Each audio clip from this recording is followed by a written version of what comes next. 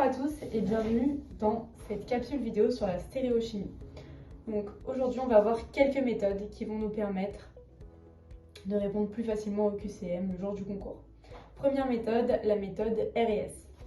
Donc, je l'ai détaillée en 4 étapes pour que ce soit plus facile. On apprend ces 4 étapes et après on s'entraîne et ça devient un automatisme. Première étape, vérifie si c'est un carbone asymétrique. Ça nous permet de faire une élimination et de gagner du temps.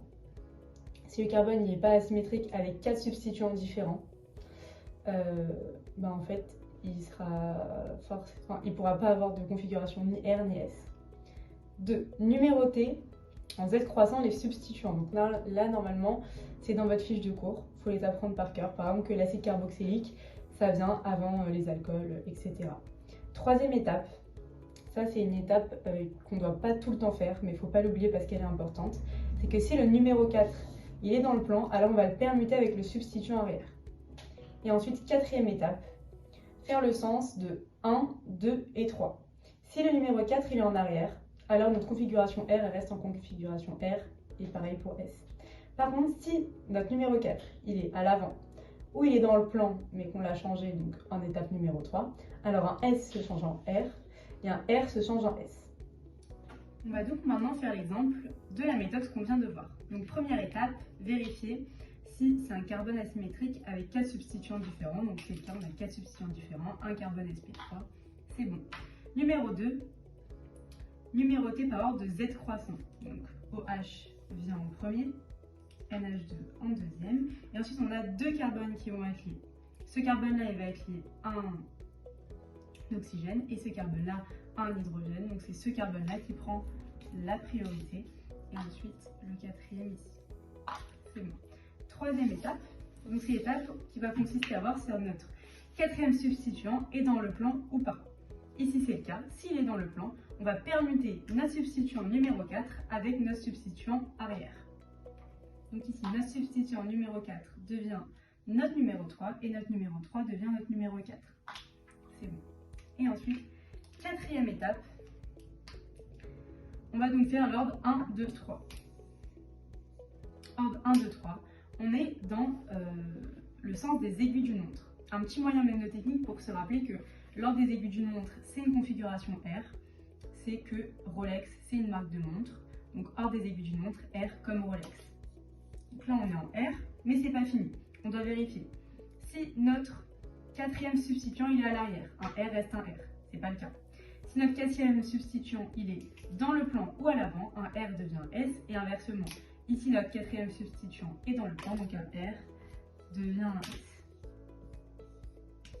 Alors maintenant, deuxième méthode, la méthode de R et S, mais cette fois-ci en configuration Fischer.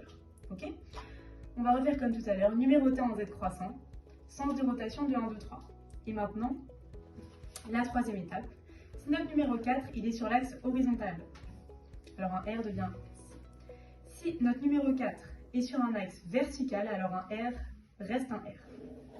Maintenant pour l'exemple, on a notre molécule qui est en Fischer, on va devoir déterminer si elle est en configuration R ou S.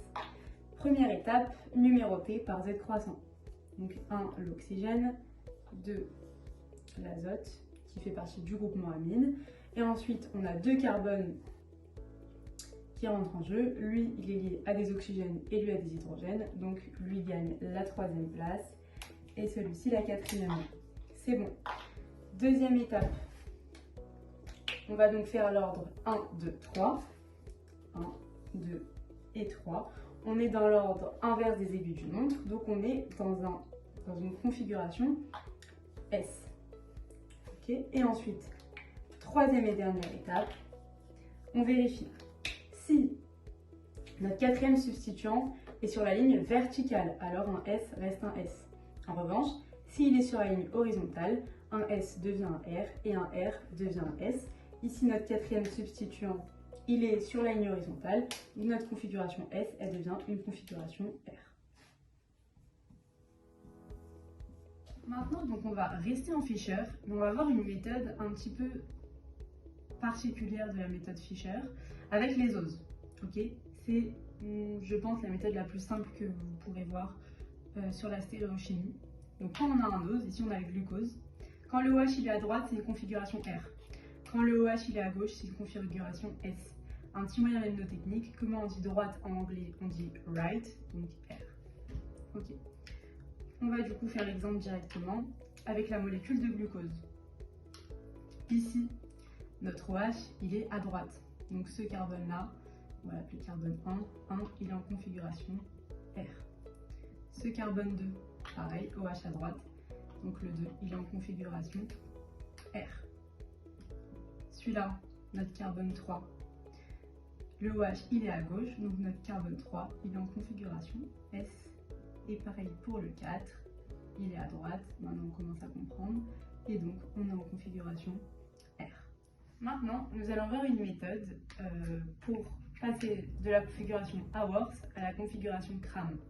Donc, le principe, en fait, ça va être de basculer la molécule vers l'avant. Ok? Donc, toutes les liaisons qui vont être vers le bas, elles vont passer en arrière. Et toutes les liaisons qui sont vers le haut, elles vont passer vers l'avant. Donc là, on va mettre en application la méthode qu'on vient de voir. Donc, comme j'ai expliqué tout à l'heure, tout ce qui est en bas, ça passe en arrière. Tout ce qui est en haut, ça passe en avant. Donc pour ce carbone-là, il est en bas, donc il passe en arrière.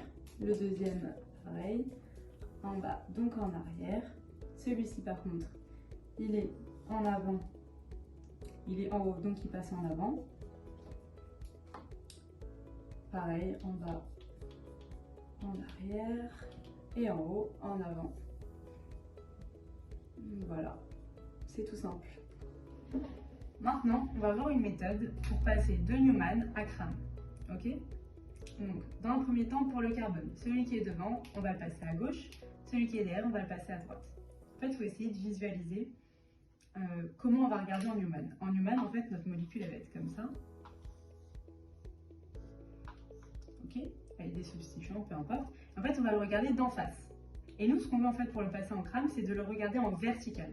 Cette méthode, elle va nous permettre en fait de passer de Newman en Cram en faisant une rotation à 90 degrés. Okay? Pour les substituants, celui qui est en vertical, il reste dans le plan. Celui qui est à gauche, il passe en arrière. Et celui qui est à droite, il reste en avant. Maintenant, on va mettre en application donc, la méthode qu'on vient de voir. Donc la première étape, c'était de placer les carbones. Donc le carbone de devant, ici, on le met à gauche. Le carbone de derrière, à droite. Maintenant, on s'intéresse aux substituants. Donc ceux qui sont en vertical, ils restent dans le plan. Très bien. Ici, il était en vertical vers le haut, donc on le laisse en vertical vers le haut. Ok. Ceux qui sont à droite, ils passent devant. Et ceux qui sont à gauche, ils passent derrière. Ça n'a pas vraiment intérêt que je vous le fasse avec le carbone de derrière parce qu'il est substitué 3 fois par des hydrogènes. Et voilà. Cette méthode, elle va nous permettre en fait de faire des RS sur des molécules en Newman pour aller beaucoup plus facilement.